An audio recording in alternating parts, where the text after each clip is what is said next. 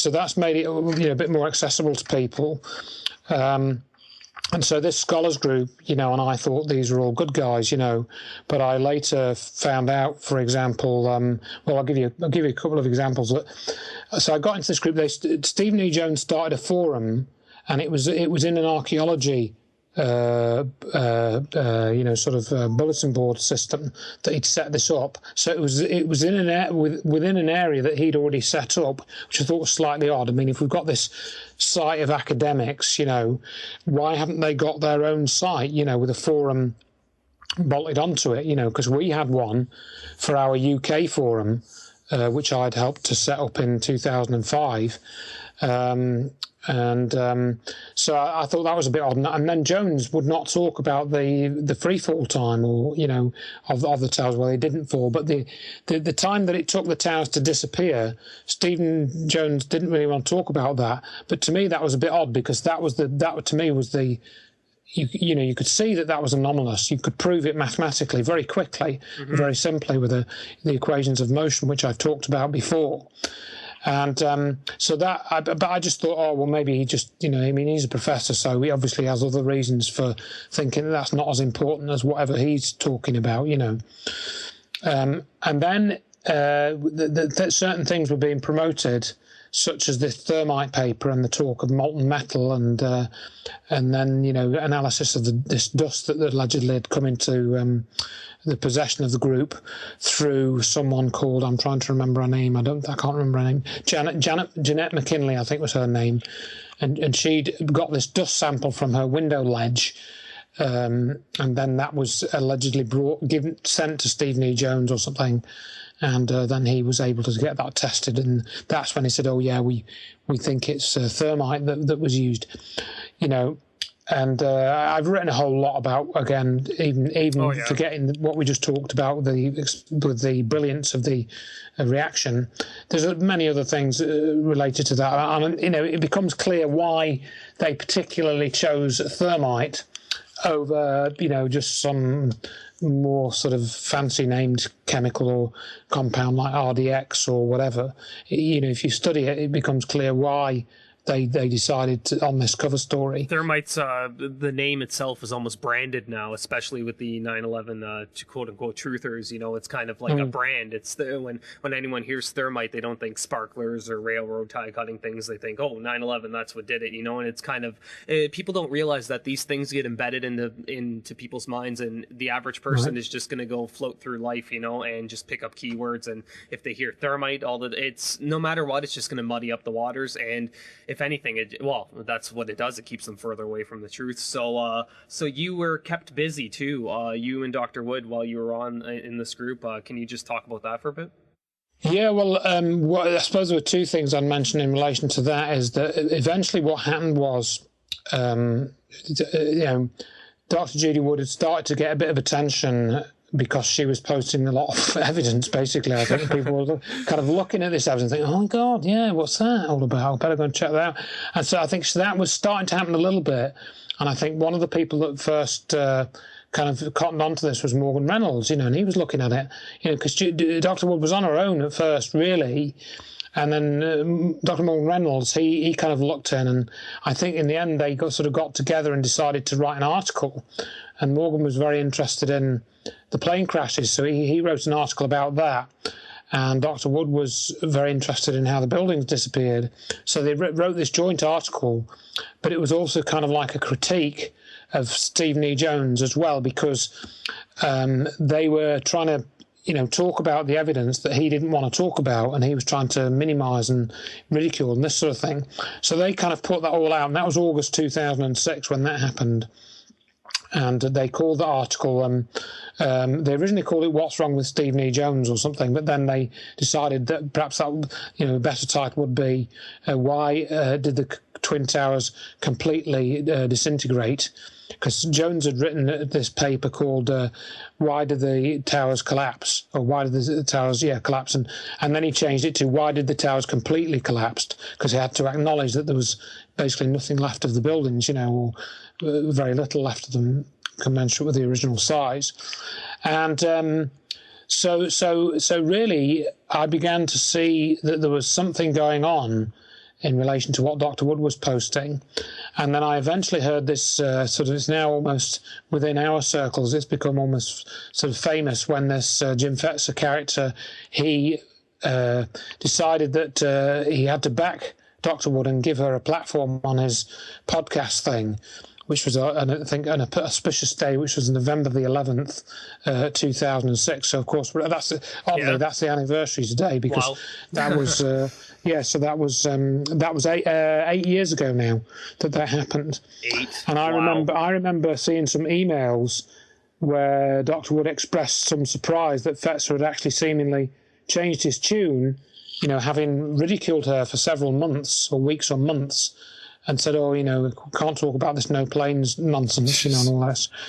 And in fact, we've got an email from Fetzer saying that even if the no planes issue turned out to be true, there were no planes, he wouldn't tell anybody.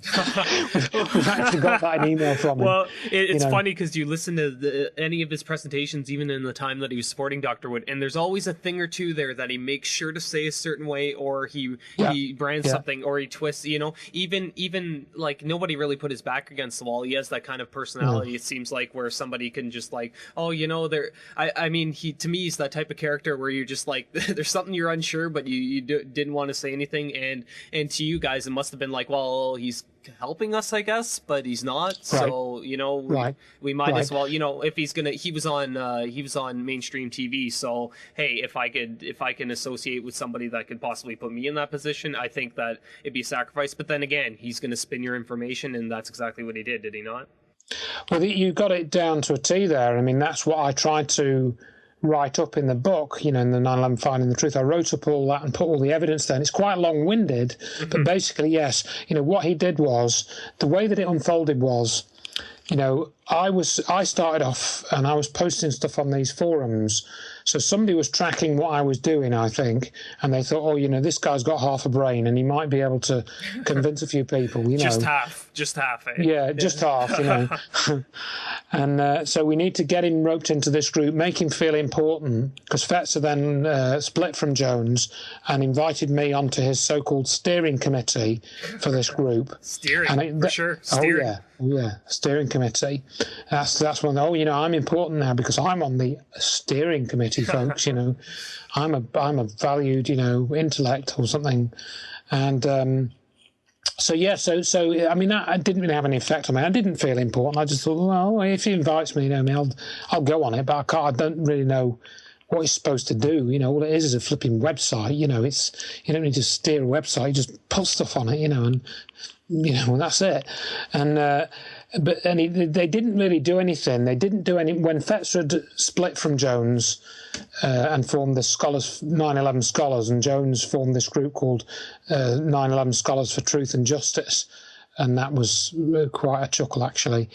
And I think that site's still going, despite not really doing anything. It hasn't fought for any kind of justice, which, of course, is what Dr. Wood later did.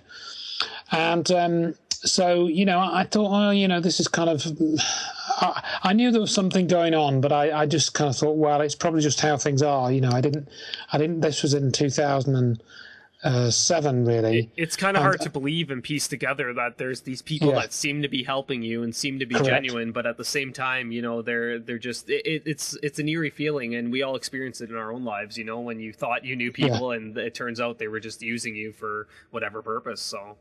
Well, this is it. I think but for me, it came to the point of where later on, I mean, I don't know whether you want to go a bit later, where we, sure. Dr. Wood had been posting about the directed energy weapons research roughly for, about a year.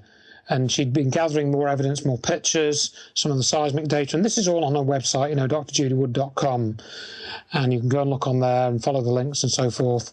A lot of the original picture libraries now, of course, have kind of moved on, because some of these picture sharing services have merged together or, got absorbed into Microsoft and whatnot. Reverse image search. That's what happened for me. I just uploaded the image, reverse image. Sometimes if you crop it, didn't have as much luck. I believe you could go to tineye.com, but the pictures, to doctor one picture here and there, it's a extremely time-consuming task, and and then when To be honest, I have not found a doctored picture. The only thing that I've found that might have been doctored is something like when Stephen E. Jones released that one photo and he completely killed the contrast in it and made everything dark. Stuff like that you'll see, but there's no like taking out rubble piles and putting in the background. What you see there is what happened there. And I think for people, it's what I did was I downloaded every picture that I could get my hands on. I ended up with 6,000 to 8,000, and I just took nights and I went through them one by one and looking for myself. And I recommend it to everybody, because that's what it's going to do is it's going to give you a timeline in your head of when things were and where they were. It's not for now somebody sees a picture and it's alien to them. They just say, okay, that's blah blah blah. But if you look at all the pictures in a sequential order, not even in a sequential order, your brain's going to automatically start putting things in together. Like the pictures right after, rust is not everywhere. You kind of automatically, that's an easy one, but you're saying, all right, this is earlier. The one that WTC7 is still standing, that's at a certain time, so that's vital for everybody. You really need to know this information and know it well in order for you to talk about it, or else you're just gonna be like all the rest, where they'll see one glowing thing on the ground and say that it's fire and it's thermite, when paper that it's sitting on is completely fine. So that's right. And I mean, this is one of the issues is that if you can understand it, then you can much better tie together where, as you say, you can build up a map more easily of where these pictures fit and where these other pieces of evidence fit and where the witness testimony fits in. Does that fit in with, if you read Dr. Wood's book, for example, you'll find that some of the witness testimonies describe what is actually shown in some of the pictures, or what was next to where one of the pictures was taken. And you can say, oh, yeah, they must have been near that intersection or, near that car sort of thing, so you can actually tie all this together. And I think this is making a general point here. This is one of the problems for the perpetrators of 9/11, because as something which has an official story and has the actual story of what happened, there is an awful lot of evidence available to show you what actually happened. Now, if you go back to, say, the JFK assassination, what have we got? Well, we've got the Zapruder film, and we've got, 100, 200, whatever it is, 300 witness testimonies tops. That's it. You don't have seismic data, you don't have weather data, you don't have events going on over a period of, let's see, from sort of 8:30 in the morning till, let's say 6 o'clock at night.